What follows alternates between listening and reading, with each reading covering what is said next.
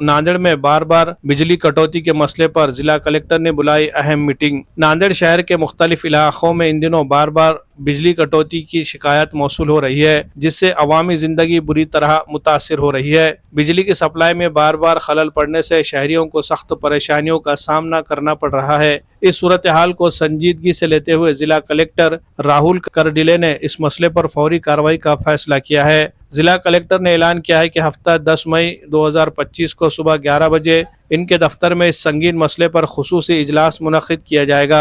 ये मीटिंग जिला कलेक्टर के मीटिंग हॉल में होगी, जिसमें बिजली फराहमी से मुतालिक तमाम अहम अफसरान को मौजूद रहने की हिदायत दी गई है। इस मीटिंग में Maharashtra state electricity distribution company के superintendent engineer, executive engineer, Nanded शहर और नांदेड़ देही के अफसरान समेत तमाम मुतालिका अहदेदारान को शिरकत का हुक्म दिया गया है। इन तमाम अफसरान से ये भी कहा गया है कि वो बिजली की मौजूदा सूरत हाल की ताज़ा तरीन मालूमात के साथ इजलास में शरीक हो, ताकि मसले का हल निकाला जा सके।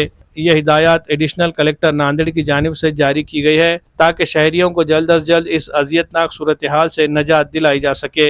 ये इक़दाम इस बात की निशानदही करता है कि इंतज़ामिया अवामी शिकायत को संजीदगी से लेते हुए मौसर इक़दामात कर रही है। शहरियों को उम्मीद है कि इस इजलास के बाद लोड शेडिंग के मसले पर कोई ठोस हल निकलेगा। Bureau report, MCN Urdu news.